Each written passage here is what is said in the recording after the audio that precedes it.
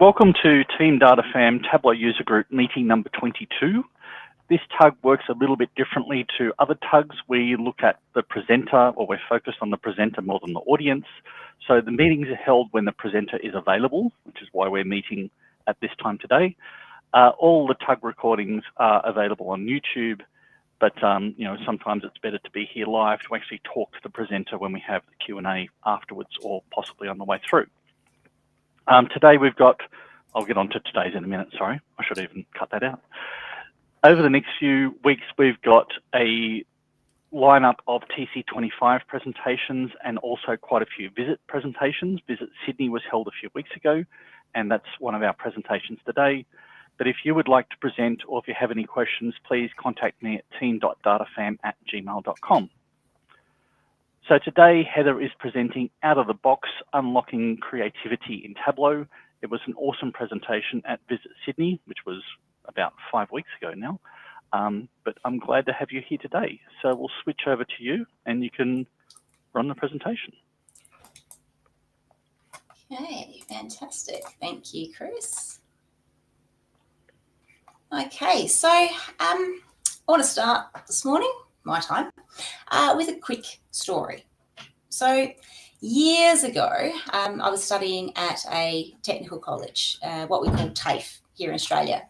And one morning, while we were waiting for classes to start, somebody pointed out that nearly 2/3 of us had the same zodiac sign, Pisces. Pisces are really creative, they were saying. I scoffed and said, well, I'm a Pisces, but I'm not creative. And the entire class burst out laughing, which confused me until someone managed to choke out, but you're studying furniture design? So I was thinking of creativity as these inspired acts of artistic brilliance.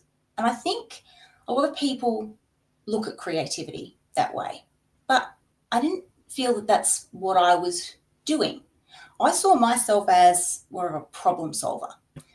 And I thought that anybody else with the same knowledge and training was going to solve those problems in the same way. They were going to create the exact same things. What others were seeing as my creativity, to me, was just inevitable. It was a long time later that somebody helped me to see that my perspective, that knowledge and training, those were things that were unique to me. But over time, I've realized that there's one more essential ingredient, a catalyst for creativity, and that's curiosity. And that brings me to my goal for today.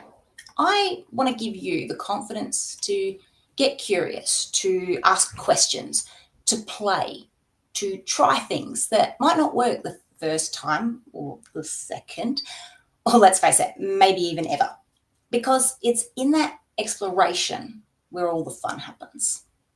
Now, if you've ever been on Tableau Public, you will have seen there are people who can do amazing things with Tableau.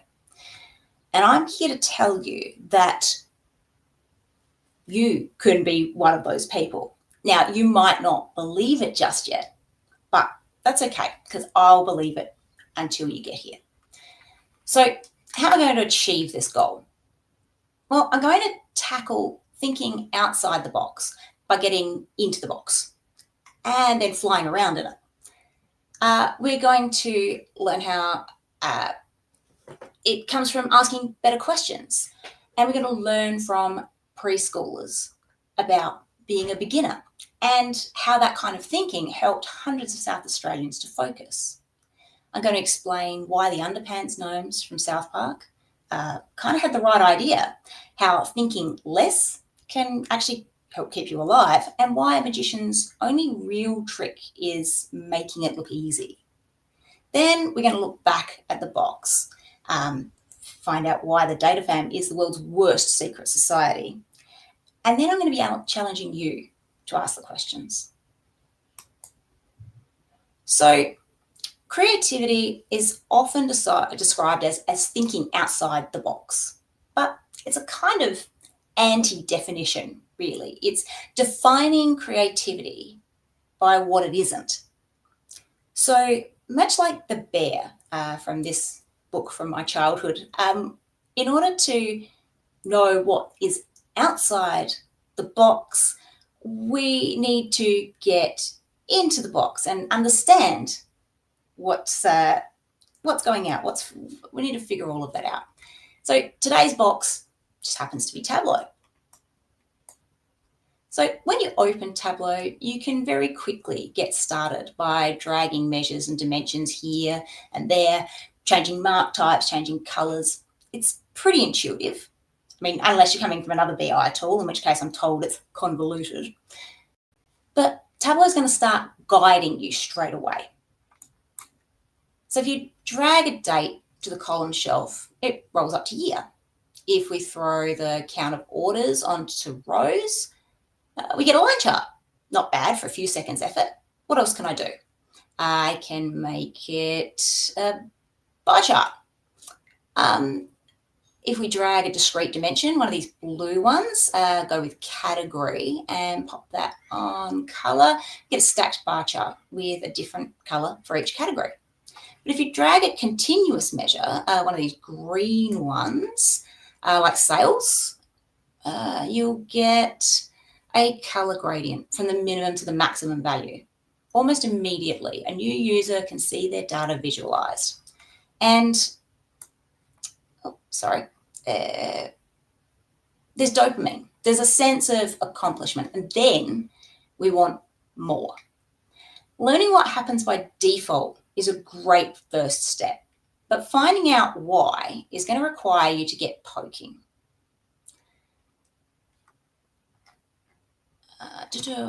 Excuse me. Luckily, Tableau is going to offer you a lot of obvious targets to poke at. So if I hit this plus next to the year of my date, here we go, it breaks down into smaller parts, but my chart gets a lot of divisions. So what options do I have if I right click on this and change it to say discrete? Cool. Why did that happen? Sometimes it might be obvious to you. Sometimes you might need to get a different perspective on it. Control E will give you the sheet description. This can be a great help for writing documentation, but it also tells you what Tableau is doing. So even though it's a measure, that count of orders has 4 members, just like the order date year. Was it like that before?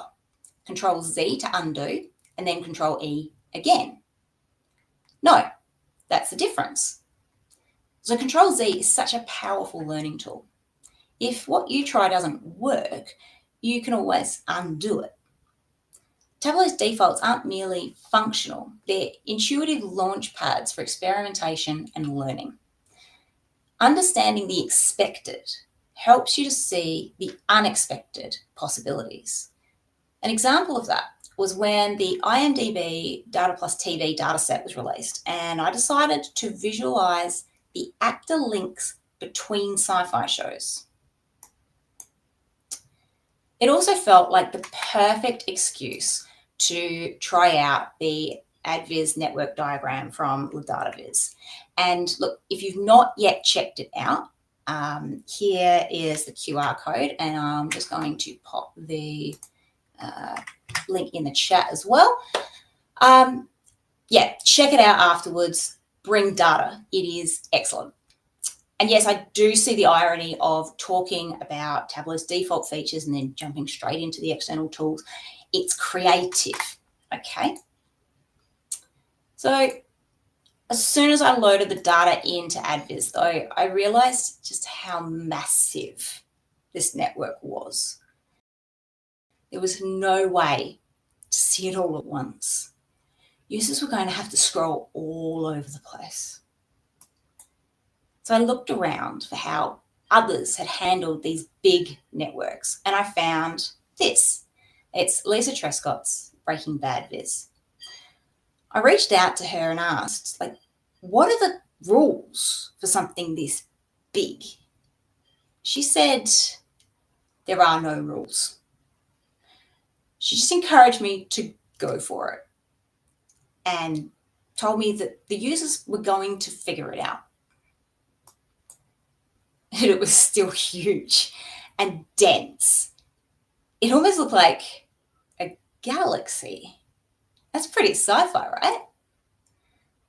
Why couldn't I explore it like a physical space?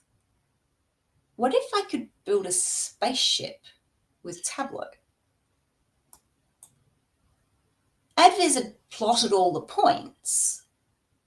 To navigate the galaxy, all I needed to do was fix the axes with 0 at the center and then add or subtract from the Y coordinate for vertical movement and the X coordinate for horizontal movement.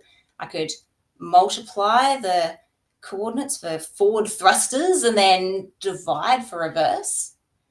You could use parameters to store the X and Y offsets and those zoom factors, and then use all of those in some calculated fields and plot new X and Y coordinates from the original coordinates.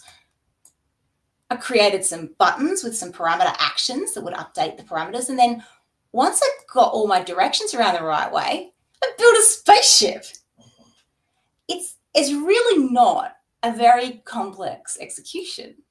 In fact, it took me considerably longer to work through the UI elements like the viewfinder and the stat displays. The viewfinder, by the way, is going to become much, much simpler to implement as a concept with the new viewport parameters, but this was before that. By using those calculated fields, plotting the X and Y coordinates, I mean, these are some of the very first things that you learn with Tableau. Parameter actions, maybe you learn a little bit later, but they're certainly not groundbreaking. This viz was just a quirky application of Tableau's standard functionality. And that's why I'm convinced that it's curiosity that I need to inspire in you today and the confidence to follow it. So let's get curious about being curious. When we create a data visualization, be it for business dashboard or for Tableau Public, we're creating the user experience of consuming that information, the data experience, right? And while we might sometimes talk about chart types or design choices affecting the time to insight, we're not literally trying to get our users to log off as quickly as possible, yeah? In order to understand what the data experience should look like or feel like, we need to ask some questions. This is pretty standard stakeholder engagement stuff, right? Well, creative solutions come from asking better questions. So earlier this year, I read Warren Berger's book, A More Beautiful Question, The Power of Inquiry to Spark Breakthrough Ideas.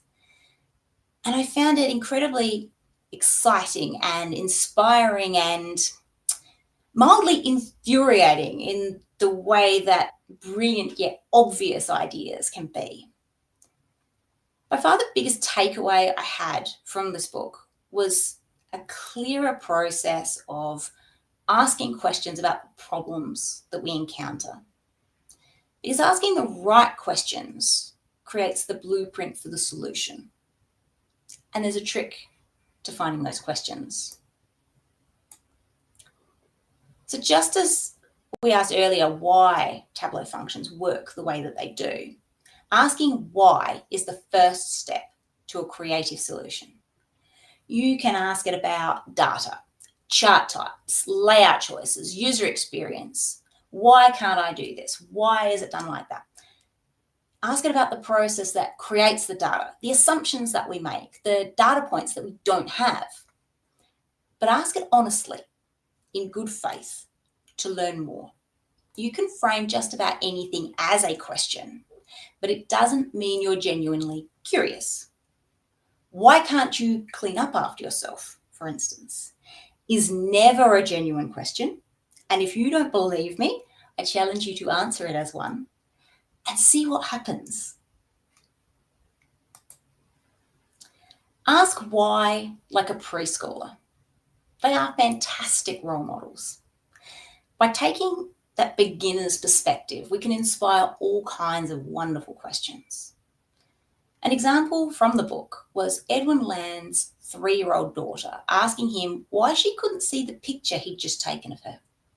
This was 1943, long before digital cameras. So he explained that the film had to be taken out and developed, then used to expose the photographic paper, which also had to be developed. His daughter quickly moved on. But Land couldn't. He kept pondering that question. And this led to the next step. What if? What if the camera had a darkroom inside and could spit out the photograph? The result, of course, was the Polaroid camera. We asked what if earlier. What if we could build a spaceship with Tableau? What if is extremely powerful. It starts you thinking about the possibilities and not the challenges. Young kids are great at it. But as we get older, we're encouraged to be more realistic. And that becomes second nature. So asking what if freely without judgment or constraints might be something that you need to practice. And Tableau Public is great for that practice. There's no demands, there's no deadlines. So there's no penalty when an experiment doesn't go to plan. Well, in theory. I mean, I'm not the only one getting invested, right? But let me show you how why and what if have shown up in my Tableau Public work. When most people hear ADHD, they picture a 10-year-old boy who won't stop moving. Like my son. Yeah. It's a stereotype that fits my son, but not my daughter or me. Women and girls are underdiagnosed because we don't look like 10-year-old boys. I was diagnosed with ADHD as an adult, recognizing the criteria in myself while on the journey with my neurodivergent kids. But those neurodivergent kids have neurodivergent friends who very frequently have neurodivergent parents. And many of us are on the same ADHD medication, Vyvanse. Now, during a global shortage of that medication, we were sharing stats on how many pharmacies we'd called or visited, but we were wasting a lot of time and energy contacting all of the same places. This led to my why question. Why wasn't there anything to help us? Both state and federal authorities knew there was a problem, but couldn't give any useful advice. Why did they know even less about the problem than we did? And that triggered the what if question. What if we could share our knowledge? What if we could collect information about the pharmacies that we'd contacted? What if I could create a Tableau Public viz to map them out and save us all some time? So I built a quick spreadsheet with the basic location and stock information and brought it into Tableau as a proof of concept, and then shared the result with my beta testers.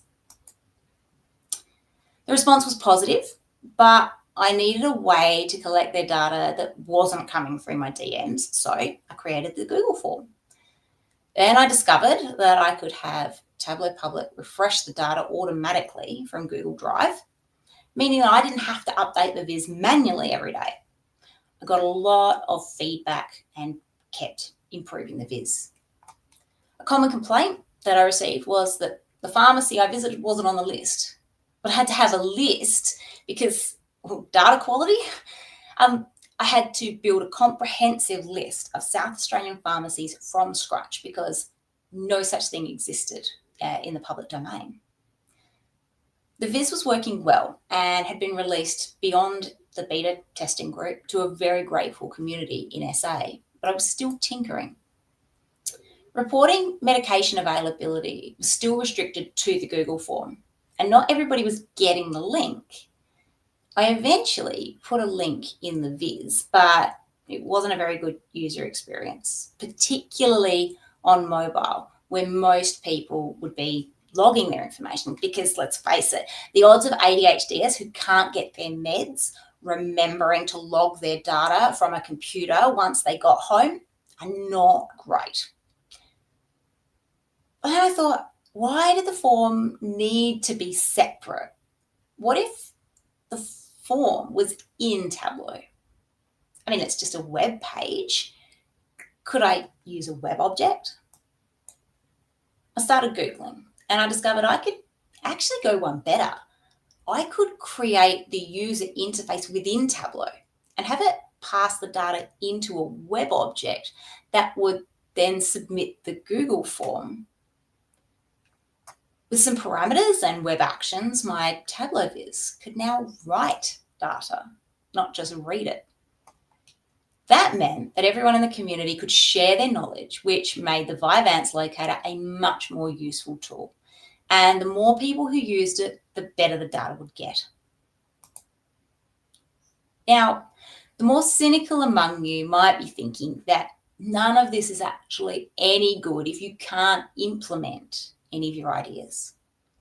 And look, you're not wrong. The next step in the process is to ask how. But you want to approach it like the underpants gnomes from South Park. Avoid jumping into solution mode. It prioritizes speed and likelihood of success. But weird ideas and out-of-the-box thinking don't come with guarantees. They take longer and they have less obvious paths to success. It is easy to dismiss something as impractical or impossible simply because we don't immediately know how to make it happen. But in doing so, we settle on the obvious, the proven, the way we've always done it. And this isn't to say that people who leap straight to solutions can't be creative. Our brains are wired to protect us from the dangers of uncertainty. There is no evolutionary advantage to seeing a tiger and then sitting down to carefully consider all of your options. You run away quickly. But knowing that this is how our brains work can help us build habits for better thinking. Think of it as prompt engineering for our brains. We start with why and what if because they're gloriously unproductive questions. Nobody is handing out gold stars for answering them. And that's the point. They invite curiosity over criticism, give us room to explore ideas without having to wrestle them into something sensible or practical or even possible. And then, once you've discovered something captivating, energizing, motivating, then ask how. Because once you've fallen in love with an idea, you're more than willing to dive into the messy chaos of making it happen. But making it happen is still the hard part, right? Well, maybe not as hard as you think. David Copperfield, when asked how he performs his illusions, will respond with, well, how would you do it? Now, the person asking the question often will describe elaborate pre-show preparations of the set and the props combined with impeccable timing and stagecraft that comes from long hours of practice. And Copperfield said they're usually pretty close, but they always finish by saying something like, but nobody's going to all that trouble just for a magic show. How do you really do it? These amazing vizzes that you see on Tableau Public, they're just like Copperfield's shows. You probably know a lot of how the magic happens already, if you break it down into its basic elements. Unlike the Copperfield show, the audience only sees the finished product, not the hours of preparation or the staying up till 2 a.m. you don't need to discover a spectacular new method. You can use the methods you already know. And that's why I started today with looking at what's in the box with Tableau. Understanding just a few functions will give you a solid foundation to start building on. Building vizzes will build skills. That will help you to build better vizzes and more skills. Combine features, stack techniques, layer sheets on the dashboard. Nobody said that everything has to be in map layers. Stop wondering if it would work and try it out. And remember, the Tableau community isn't like the magic circle. Where magicians are cast out for sharing their secrets, the DataFam are encouraged to share their knowledge, producing a wealth of blogs, tutorials, YouTube channels, podcasts, downloadable vizzes, and they will enthusiastically reveal every trick they have. The forums, the Tableau user groups, the community Slack channel and social media are also full of tips and tricks, but you can also use those channels to interact with people in the community and talk through your ideas. They may have seen a resource that would help. They may have some useful tips, or they may be willing to help you troubleshoot. Sometimes just having someone listen shakes the solution loose as you're sharing the problem.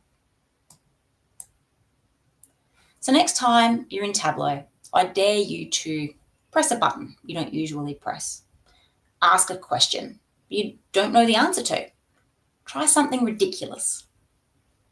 I won't promise that it will be amazing or groundbreaking or even the slightest bit useful. You will learn something, even if it's, I won't do that again, but more importantly, it will get you practicing the curiosity that is going to inspire your creative solutions by asking better questions. But this is my perspective, my experience. Why should you just follow my process? What if you can build on it, improve it, make it your own? How are you going to unleash your creativity? So, what questions do you have?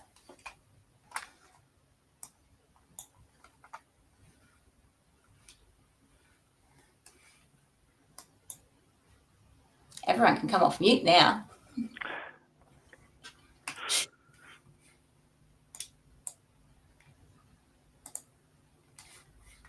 I'm going to unmute to say thank you because this kind of has fed my curiosity and creativity.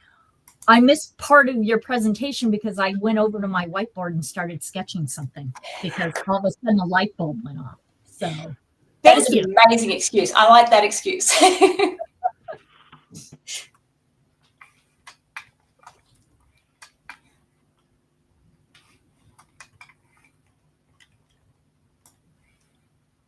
Awesome. That's pretty good. I don't know if you should be showing that at the moment, Heather.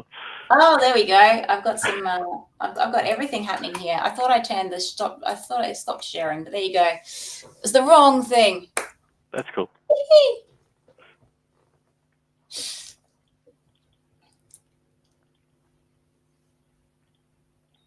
I've stunned everybody into silence, Chris. The chat was quiet as well, which is always a good sign. It's just like everyone's just there going, just watching, like, what is this? Which is always good. Yeah. No one's got any questions. Probably it was because so beautiful and insightful, Heather. Could be the reason why when I teach my student, I ask them why silence. Is it because everything you got what you need, or you don't get anything what you need? So yeah. I think it was the first case here. Thank you very much. Thank you.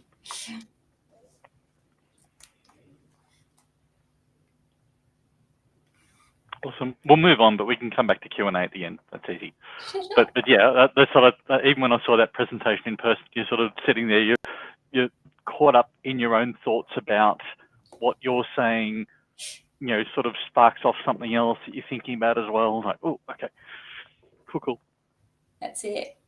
Well, I mean, I think that's kind of the best part of it. You know, if those questions are going around in your own head, you're starting to ask them, and yeah, you're gonna start ruminating on those answers, on how you can put them into practice.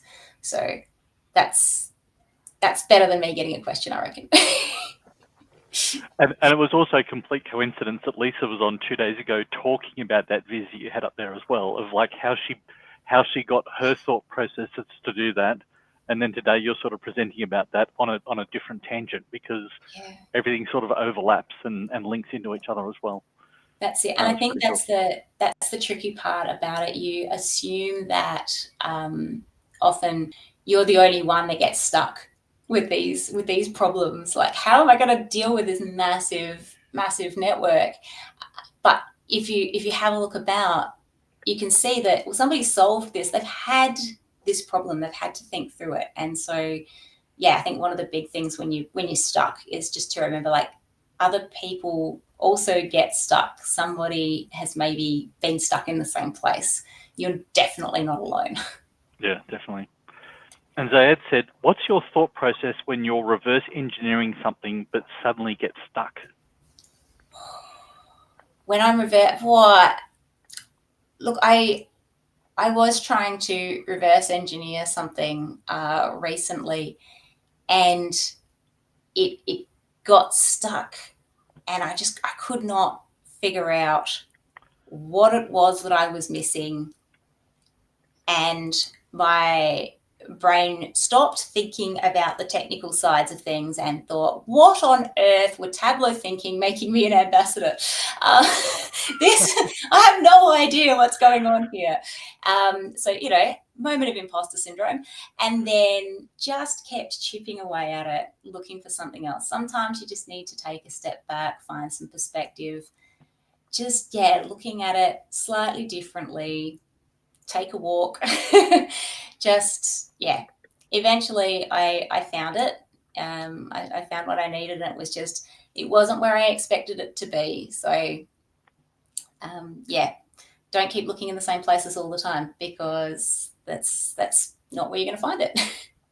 But yes, definitely reverse engineering other people's work is a really great way of learning to do things differently to the way that you would normally do it.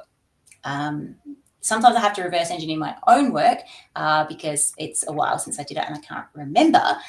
But yes, I usually know where to look there because it follows a pattern. And sometimes, way before Tableau for me, I was working with a guy who, whenever we had a problem or we were stuck, he was always, let's go and get a cup of tea. So he was English, and it was like, go and get a cup of tea. And I went, I don't want a cup of tea. I want to solve this problem. Yeah. But he would always said, you know, you solve more problems when you're not sitting at the computer. Absolutely. Go and do something else. Get away from the keyboard. Sometimes that's a better tack. Sometimes that helps. Yeah. And I definitely recommend having a look at that book, A More Beautiful Question.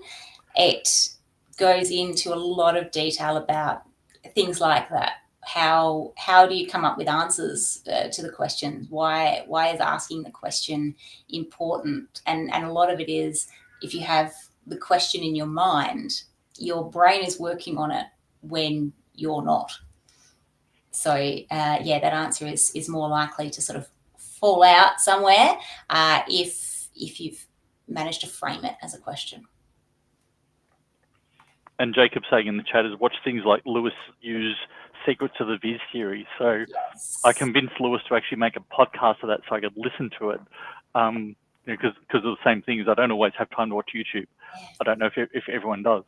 But you can listen to things and go, hang on, I need to watch that. Go back and watch it as they go through the creator is going through their thought process about how to do that stuff as well. Yeah. It's pretty cool. Awesome. We'll move on. Here's all Heather's contact details. Again, Tableau Public, LinkedIn, X these days, and Blue Sky. What are you up to now? 5 visitor days? 5 as of this week. That was a nice surprise. I didn't know whether this week meant 5 or this week meant 6, but yeah, 5. That's a pretty good accomplishment as well. And the next section is our fast 5. So again, 5 nice, sometimes easy, sometimes tricky questions, quick answers. There's no right or wrong answer. It's just your personal preference. Again, they're supposed to be a bit random, but it sort of links in weirdly to your presentation in some points as well. Everything links into that presentation. Yeah. It's creative. So question 1 is, do you sketch your dashboard design before building in Tableau? Sometimes. So yes, OneNote has quite a few sketches sort of going on in there, and then oftentimes it will deviate quite sharply from what I had in mind. But yeah, other times it just follows that path exactly, and sometimes I don't sketch. I just start in Tableau. Mm-hmm. Awesome. And what's your preferred resolution or screen size for building dashboards? Oh my gosh, not auto. Definitely not auto. That is just horrid. It really depends on what it is that I'm trying to get across. So sometimes the viz lends itself to being a scroller, and then it depends on sort of how much real estate I need. So I generally will sort of fix the width sort of within a sort of standard screen, and then just sort of add length until I get it around about right.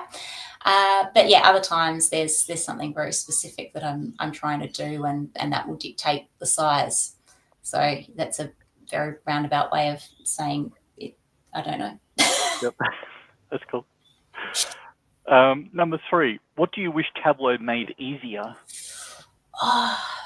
Working with containers.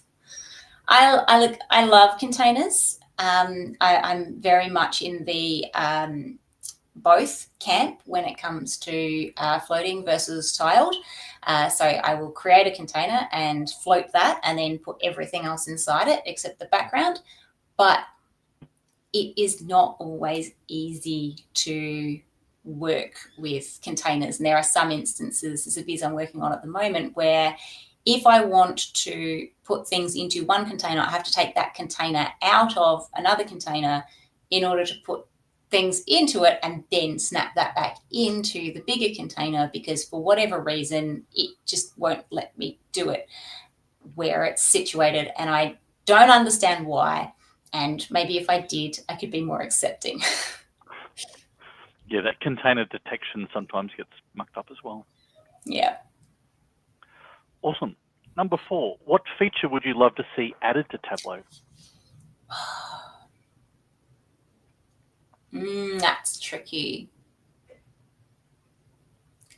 I think there's like some more options around animation. I think would be awesome.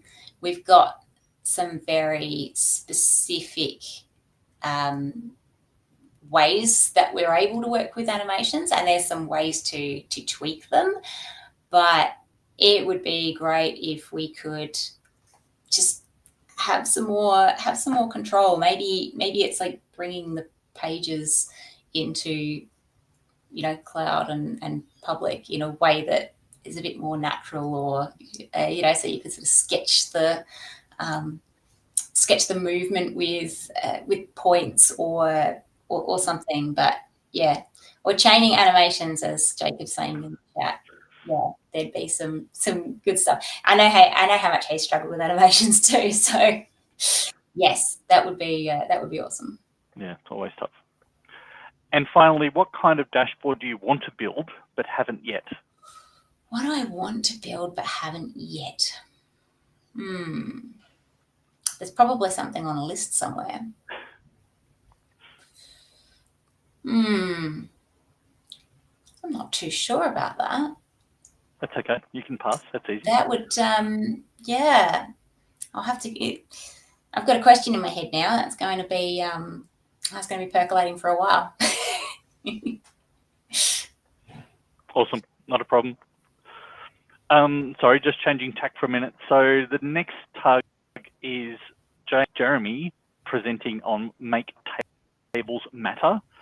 So again, on those times, so we're meeting, again, this is really going to be bad for the US. It's going to be better for Europe. So Ed can actually get up at a proper time in the morning and watch that. So that's next week in 4 days' time. Is that next week? Yes. Oh, I don't even have the thank you slide here. I don't know why that's not there. There it is there. It's at the end. I've forgotten my own agenda. So thanks, Heather, for that presentation. It's awesome to see it. It's awesome to see it again because I obviously picked up different things this time that I missed last time, which is always good. And this recording and everything else that a lot of online tugs do is available on the YouTube channel. So YouTube at Team DataFam, or just search for Team DataFam and it will come up. And all those recordings are also on a Spotify and an Apple podcast, so you can listen to them rather than watch them. Go back and watch them on YouTube as well. If you want to present, if you've got any questions, please email me at team.datafam@gmail.com. Now there's the thank you slide, and now anyone can unmute and ask questions or whatever you would like to do.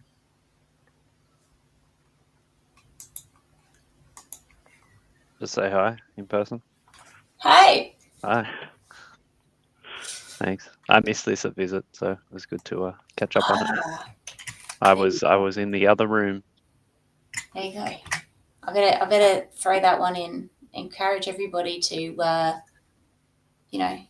participate in the Tableau Ambassador nomination period that we have at the moment until the 25th, and there's a song. You didn't promote the song. I should have promoted the song. I don't even know. I might play it. Yeah, you've got your instruments there, so can you play it? No, because it was written by an AI, which probably had 7 fingers, but it's all good. You know that God, when someone shows up strong, time to pass the torch, time to ambassador on. They lift the fam, they make the viz. Now it's your turn to say, yeah, we see you whiz. They answered your thread when nobody could. Shared a slick dashboard and it looks so good. They're out here teaching, speaking, leading the way with LODs and APIs like every day. They're the reason you stayed when things felt tough. Brought the hype or the heart when vibes weren't enough. Not just loud, they're present, they're real. They make this whole data fam feel ideal. If they've got your back, if they helped you grow, if their passion shines and their kindness shows, then don't keep it quiet, don't wait too long. Head to that forum and ambassador on. Ambassador on, let them high say the name. Give back the love, let them bask in the flame. From visits to talks, they've been showing up strong. Now it's your turn, go ambassador on. Ambassador on, yeah, they carry the spark. With Tableau pride and a data-shaped heart. Maybe it's you who belongs in that song. No shame in the game, just ambassador on. Seen a man at Tug, breaking it down, or hyping your viz when you're feeling drowned. In every time zone, from every place, ambassadors showing that data has grace. You don't need a mic or a million fans, just show up real. Lend in your hands, we grow this fam together strong. So tag your hero and ambassador on. You've got till the 25th, don't let it slide. Let someone know you're beaming with pride. They're not in it for clout, they just love the game. So give them the nod, yeah, write that name. Ambassador, let them high say the name. Give back the love, let them bask in the flame. From visits to talks, they've been showing up strong. Now it's your turn, go ambassador. Ambassador, yeah, they carry the spark. With Tableau pride and a data-shaped heart. And hey, if you're ready to lead that throng, we see you too, so ambassador on. Ambassador.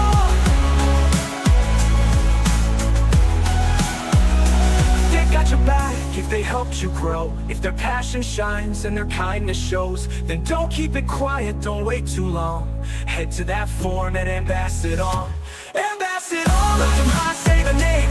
Give back the love, let them bask in the flame. From visits to talks, they've been showing up strong. Now it's your turn, go ambassador. Ambassador, yeah, they carry the spark. With Tableau pride and a data-shaped heart. And hey, if you're ready to lead that throng, we see you too, so ambassador on. ambassador. Go ambassador. It's like, oh my God, that was so great. Yeah. Yep. So Louise has asked, what is your outlook for employment opportunities for data directors with Tableau experience? I think it depends. I think it really depends on which company that you're with and who you're talking about, really, isn't it?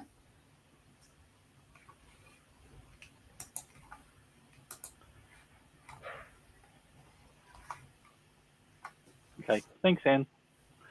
Yeah, outlook for employment for data directors with Tableau experience. There's still work out there. I think it's more just in which country, in which industry, but there's definitely a lot of Tableau work there. A lot of people are always on LinkedIn going, oh, you know, Tableau's dying and there's other things taking over. And it's just like, other things might be gaining ground. I still don't have a problem with using Tableau, and Tableau's going to be around for the next, decade at least.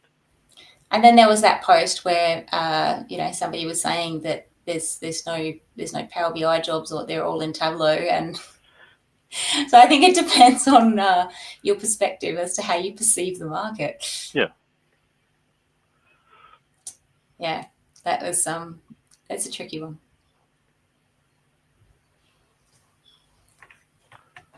Awesome. I think that's it. If there's no other questions. We can now say good night to Zayed. Yeah. He Have a good sleep. Go get some sleep. He can at least get some sleep before the morning. And obviously, if he's at Jeremy's tug, then it's actually going to be a good time for him. Oh, Better in good. the morning. At which point he'll probably be asleep because he will have been out till 2 a.m. working on Makeover Monday. Well, and that's sort of good. That's why I was, for us in Australia, it's easy. We've sort of got Europe at the end of the day, the US at the beginning of the day.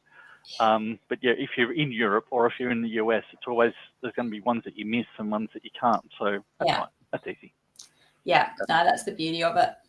I find it's very helpful to catch them live because it forces you to be there. But there's also the interaction at the end. Like, it's easy for us because we're all in the same time zone. If Anne wants to talk to you, how do you do that? Or even just see the presentation and talk about the presentation. Yeah. Yeah, and engagement, absolutely. Yeah, that's good. Awesome. Thanks, guys. We'll wrap it up. Thanks for your time. Talk to you soon. All right. Cool. Thanks. See you. Bye. See you later. Bye.